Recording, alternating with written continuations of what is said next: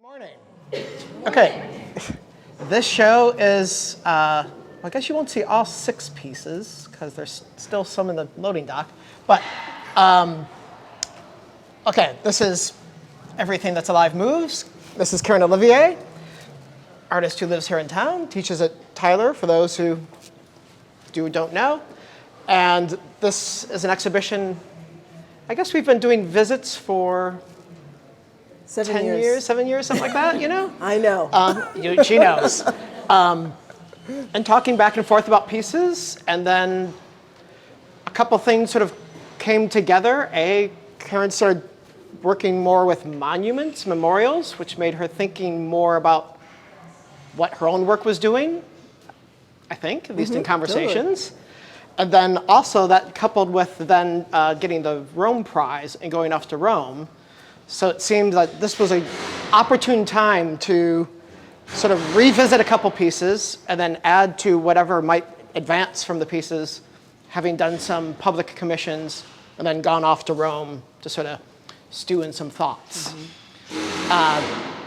So 3 old pieces, I guess all had to be remade. 2 sort of larger, different from before, and 1 just trying to get it back to its same good space. Right. And then the 3 new spaces, there's 1 sculpture video, your first video. There's a sound piece, your second sound piece. And then there's a piece that will be handed out to all the visitors as they come in. Maybe we can get one. Yeah, maybe we can get one. That's the linchpin. There is this experience, yes, right? Yeah, there is. Okay. So anyways, there is a piece that people should already have with them when they come to the show. And for those who are giving tours or just those who are interested, there's an extended wall label about the piece just here on this first wall, so that trying to sort of announce its presence is more than just a small gesture. Here we go. But someone has to. Who gets to put this on? Who wants to wear a carnation? Perfect. Okay, so I guess you want me to start talking about that? Okay, piece? Go for it. Go for it. So I make a lot of public work, and I engage these more private public spaces. And often, I think it's the same thing when I'm thinking about my teaching. I'm always thinking about what's the quickest way to create community. And I knew I wanted to do something that made reference to the MOVE bombing, but I've been living in Philadelphia since 2011, and I don't live here, I live in Germantown, but I wanted to do a work that made some sort of acknowledgement of the MOVE bombing, because we're still feeling the effects of it, but I didn't want to stay in the space of the horror and the sadness, so I was reading about the history of Mother's Day, and it was actually someone who was living in Philadelphia created that holiday in 1907 or 1902. Well, 1905 started. Okay, yeah, and then, my dates. I'm just making up dates, making things up. And y'all can make up too, right? And I was thinking about in the church where I go to back home in Brooklyn, on Mother's Day you get a carnation. So I was watching this documentary and they were making reference to the day before the MOVE bombing, and we know that was Mother's Day. And I was thinking that it was a day that people were annoyed they had to be evicted from their homes, but it was also a day of kind of beauty and love, and it was the day before everything changed in a way. So I thought this thing could be, everyone has some sort of relationship to a carnation. It could be from a black church, it could be from prom, it could be being stood up at prom, but I think everyone has some sort of connection to that thing, and I thought, even if you don't wear it, and I'm interested in people participating, but of course participation doesn't mean that you have to actually physically, but the idea is that holding it, carrying it with you, it's a talisman, it's like a memory. It is all of a sudden now, 10 of us, 1, 2, 100 of us are a community suddenly, just because we're acknowledging that that's something that we're sharing. So I thought that would be an interesting way of kind of bringing work, because there's a lot in here that's kind of big. So how can I have this thing that seems like the tiniest gesture and small, but all of a sudden now, with us wearing in the space, it's larger than any piece, and then when it goes out in the world, it's extending and extending. So how can I have things be both minute and, And that is important, because you're not trying to overwhelm people. There's going to be a lot of largeness in here, but you're not trying to overwhelm us. Yeah. You're trying to make us at a certain scale, right? Yeah. Okay. So with that, maybe we'll go in and Maybe I'll just start with some of the facts. So this is an older piece that's been reconstituted a couple times. Previously, it's been called wall, and it's been freestanding about 9 feet by 15 feet. And so there's a big difference here, A, in that it's about 3 times that size, and also that it's actually attached to the architecture of the building, which it's never happened before. And so not only is that sort of a change of scale, a change of like process, but it also, for that reason, the title of the piece was changed to Fortified, sort of signifying more of its presence as a wall in the space and with the space, as well as being the wall that it is, but what a wall can do or what it does do. Maybe I'll... Yeah, I mean, I think all the work, I think this will be an easy show to talk about. It's easy, clothes, we all have a relationship, we all have a deep, personal, intimate relationship to it, and also a superficial relationship to clothing. So I think it's gonna be easy to see this and kind of understand it. I mean, you read it, you can read it as a painting. I mean, when you get close up, it was kind of amazing for me, because the last time I made this piece, I made it once in my studio in Germantown, and then I did it at Lehigh University in 2018, 2 years ago, like basically right now. And I built the whole piece. So it was very much me. There's my aesthetic, my way of working, but now we had, at varying times, 4 different people working on it, 5 different people. So I do like that it's changed in terms of it's no longer mine. And when I make public art, I always think about public art's not functioning if you're thinking about the author of the work. So I kind of feel in a way this piece too is no longer mine, it's a collective. And you could see, like, one day I came in, the second day, and I was like, what the hell? Like, how do you have that sleeve hanging out like a crazy thing? But it totally works. I like that compression with that line, and I like this kind of like, it's almost, there were a lot of painters working on this. So it's even more painterly than I'd imagined. But I mean, subconsciously, I built this piece kind of after Trump. The idea came about after Trump and the wall. And so those things are going to be felt in the piece. I mean, I'm always thinking about that. But what I'm interested here is the idea, when I was doing a lot of monuments work and really thinking about it, I remember thinking always about I was talking to James about the Berlin Wall and how that, you know, it separated families and lovers and friends for so long. And then that iconic photograph, it's one small section has come down, you see a soldier standing there, and I kept thinking about a wall. We think about a wall as being permanent, a barrier. Sometimes it's a shelter and it's protection, but we think about it being impenetrable. And all of a sudden now, in that second, all of a sudden that had just slipped away. So I'm thinking about walls and walls and all the different connotations and literal physical meanings of it, but I thought, what would it mean now instead to have people be the mortar, clothing to be the mortar? So the clothing is, of course, a surrogate for the body, but what would it mean that we're kind of holding this thing up? And at the same time, it is overwhelming and kind of massive, but it could be taken apart brick by brick, right? So I think there's a lot of kind of metaphoric and kind of political possibilities with that. So the piece really has 2 sides, and the 2 sides are pretty disparate. I've had a lot of people just really enjoy, I mean, you could get kind of lost in this painting of it, and just the textures, and like I made a point of adding, I was also thinking too, I'd been to Israel, and I'd been to the Wailing Wall, and I kind of had this emotional, I spent too many hours there. My friends were like, let's go. But I realized I took hundreds of pictures of like the little notes, and I didn't even realize that's why I was doing that, but this is some of that.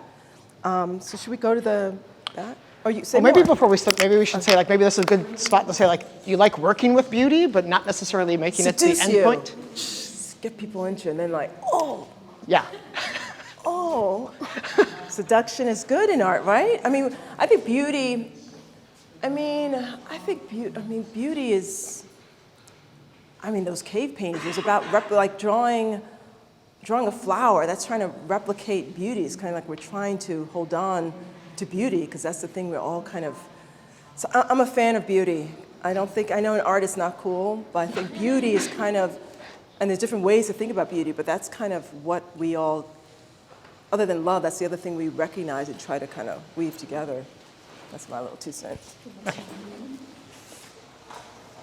So yeah, we take a look at the back wall, and then we'll maybe that piece should be next. Maybe that piece. But yeah, you can see the back wall of the wall before we get to the other stuff.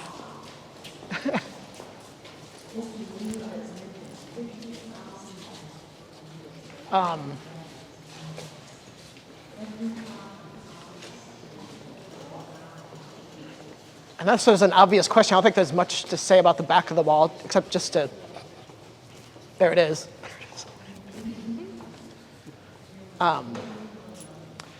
Should we talk about the obelisk next? Sure. To mix it up? Yeah, let's Because mix that it one, up. the other ones I don't know if we have to talk Yeah. tons about. Yeah, it's carousel. They're kind of obvious. They're kind of obvious. Yeah. Telling you, it's easy show to talk about. It's easy.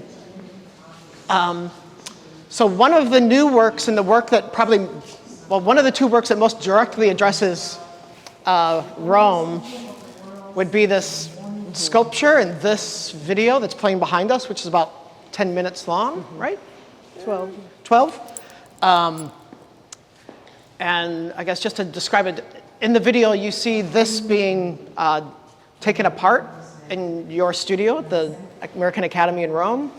And then you see it being boxed up, shipped, and then you also see it being unloaded here in Philadelphia, well, here at the ICA, and then being built and reconstituted and cut down here on site. And so the video is literally like the shipment of this, I guess, ridiculous obelisk, which is just dirt and cardboard.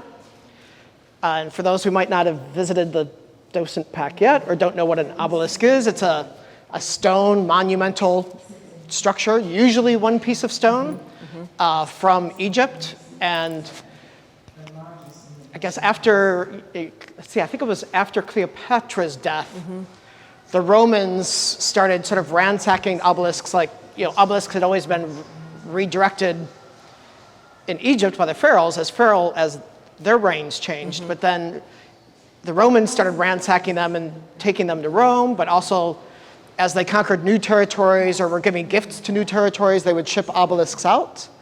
And so today there's obelisks like on every continent. And there's more obelisks outside of Egypt than there are left within Egypt. Erect. Or erect, right, erect. Because there are ones that have fallen and dismantled. Yeah, I mean, when I got to Rome, I was planning to study a lot of the monuments. Obelisks were never on my radar as something to study, but they're everywhere. And what's interesting about the obelisks that are in Rome, they all have, they're all on pedestals. Now, I assumed I was going to do that here, but everything changed. And the pedestals there are kind of like descriptions of why it's there, like kind of coming up with this kind of fantastical, mythical idea of why this obelisk is there. But when I really got obsessed with them, I mean, because I think about, on one level, the idea that it was kind of the hubris and the kind of the idea of building these obelisks on site, so they were often like, I don't know, 80 feet. I mean, they're so big. And it was about the pharaoh wanting to have kind of like the gateway to Sun Ra, the god. But in that, so it was both a religious thing, but it was also secular. It was about showing their power, like, I'm going to be the one who's going to make it to the afterlife. Like, the rest of y'all could build this thing. So, I mean, so in its kind of beauty and in its kind of connection to religion, it's really kind of fucked up. So I did all this research, and I was thinking about, I was reading all these books about African Americans and the classics and how there was a time when, before slavery was abolished, that when they're starting to have schools, and people kept feeling as though, well, if we can have a handle on the classics, being able to read Latin and Greek and have a history of that, that's going to make whites think that we're equal to them. So it was all this push of having the classics in black schools. I mean, classics were still being taught in black colleges far longer than, or in a greater degree than they were in traditional colleges. It was like we were still holding on to it. And then you had other folks come about, like W. Du Bois, saying, yes, but if we think about it, so then became like, oh, but wait a second, the Romans got it from the Greeks, and the Greeks actually stole it from the Egyptians. So it's like, we're like the ones. And then later on you have Du Bois saying, like, I don't even want to justify us the European. Like, I'm going to just stick with Egypt and talk about us here. So it's kind of like, but what's also interesting, like, we're holding on to this thing as black folks, like, back when we were kings and queens, but when we were kings and queens, there was only one king and queen, so everyone else was either like a peasant or a slave. So, like, how do we deal with the complications of, like, talking about skin and race when race was a construct that we didn't talk about back then, but the reality is they were brown and black people. So I think I was trying to do this piece that kind of speaks about then the fact that they were brought to Rome, but not all were brought to Rome as trophies of war. And when we talk about obelisks coming as trophies of war, that means they had these long triumphal marches where they're parading the obelisk, but also the slaves. And you think about the Romans actually didn't have many black slaves. They were kind of racist. The slaves came from other places. So it's really, really complex. So then I was thinking about, okay, they get to Rome, but then we think about how, there are so many obelisks that are in the West. New York has several. I mean, Philadelphia does. So what does it mean for them to get here? So now all of a sudden we're adopting that Roman imperialism as a new country in a new world. I mean, this is too much information. I'm sorry. Don't even listen, but it's like, okay. Oh, I'm gonna finish it quickly. So then I was thinking, I just wanted a piece that could kind of, so the video in a way is kind of giving a little history about obelisks and trying just in a quick 12-minute way discuss the complications of it. When I talk about them leaving Egypt on the Mediterranean, there's a part where I don't have an image of the ship that I use. I thought in a way that didn't matter. I kind of wanted to have that abstract space. So when there's an image of the Mediterranean, that's talking about them being taken from Egypt. And then I have a scene from the Atlantic Ocean, because then they came to the New World. But in that, I also talk about the Middle Passage, because that talks about imperialism in a different way as well. And then it ends up being here. So my idea of bringing it here was about, I wanted to have this gesture where I was doing in a way the same thing, but in the end it's my obelisk. So there's something about me being the author, me being a black woman, me with this huge brown phallus. All those things are part of it. And I actually thought I was going to this was just my maquette in my studio. This wasn't the real thing. I was actually going to cast this out of dirt. And then I realized this kind of made more sense. It kind of reads as an obelisk, but then you realize it's literally just shipping boxes, cardboard boxes. And then again, cardboard boxes are used with shipping. You get it. It's Roman soil, which I had to sneak in through customs. So. Yeah. It's too much. Just say what you want about this. Yeah. And I guess it's probably not turned on yet because we're still cleaning up, but there is maybe I'd say one of the sculptures is a sound piece, which is 30-second recording of church bells from Rome that plays every 22 minutes. So it's not quite on the normal clock time, so we're not on the usual half hour or hour recording of the time, so it's a little bit shifted, but also to try to have that sort of sense of space, that sense of being called towards something and being sort of brought into a space. And when you're in a space that either of any sort of religion that has some sort of call to order, whether it's call to prayer or whether it's church bells, and so the way it sort of comes around. And I think it's another piece where everyone has some sort of connection to bells. It could be religious, it could be, we know that bells were used at time of war, calling people to arms. So I wanted to kind of be in that space. And I was also thinking about how everything in this gallery should be outside, nothing belongs here. So it's also the idea of the bells. And the bells, Anthony was really smart about how we kind of adjusted it where it kind of feels like the bells are in the distance, because you'll hear bells all the time, at the different bells from different distances. So we try to do a thing where it sounds like some bells are closer than others. So you'll experience that. Yeah. Yeah. Yeah. And the other thing about these three works to me is just, again, the idea, or maybe these two, I feel as though they're similar but wildly different. This was such a... Meaning the car and the wall. The car and the wall. There's such a deliberate arrangement of here, and the idea of taking this down would be different, as opposed to the car cover. You take that car cover off and all those shoes kind of just spill out. So they're kind of opposites in a way. But this piece came from a photograph I took when I was in Dakar for this big exhibition. And it happens in most developing countries. Everything is reused for different purposes. So the car wasn't being used, the car cover was there. And street seller, there's the guys. There they go. Yeah. So the street seller was selling shoes on top of the car cover. So I was thinking about how everything could have a different function. So this happened, there's many things going on. I remember Hurricane Harvey happened, and I was listening to this NPR this WHYY coverage, and there was a nonprofit that was, instead of they were giving people debit cards. And I remember hearing this woman saying, "Stop sending me bottles of water. I need to fix my roof." And that just struck me so much, and I started thinking about the developing world, and yes, they need shoes, they need clothing, But we think that if you're poor, you don't know how to handle your money. So we have this weird relationship to patronage. And I was thinking about how complicated it is. Like, I think in one way, the West, we can be generous, but at the same time, it's like we kind of created the imperialism, the colonization, all of that. So this shoe is called car cover and export shoes. So these are shoes that people send to the Salvation Army, and then no one wants them, they get sent to the developing world. So it was important for me to kind of just use those shoes. I mean, there's some cheats in here. Like people had shoes, and they kind of tucked in there. But the idea is like those were the shoes I wanted to talk about. And there is actually, they're having more an issue with clothing, where all these nonprofits are having issues where there's a glut. There's so much fast fashion. And I think about how the wall would have been so different 20 years ago because people would have, the clothing would have been more worn. So I think it also talks about consumerism and that whole thing. But now there's an issue where there's such a glut. People can go and buy clothes so cheap that now they're collecting that. There's a glut with all those nonprofits. So I was thinking about that's kind of an interesting thing too. Yeah. Yeah. Carousel's quick. And the carousel's quick, yeah. It was a childhood memory of, I spent my summers in Trinidad. I'm from Trinidad. Beginning and end of the summer, we'd go to Coney Island, and I remember this, I could be making it up. I already remember you'd sit there and they'd wait till all the seats were filled. In my memory, we waited an hour. Maybe it was 10 minutes. Or like the ride ends and you're like, can I stay? They're like, nope, get back in the line. So I was thinking, I'm gonna make a carousel for me. This was originally at Socrates Sculpture Park. And I was like, for me, it was this kind of joyous. I was talking again about you. He's like, this is so sad.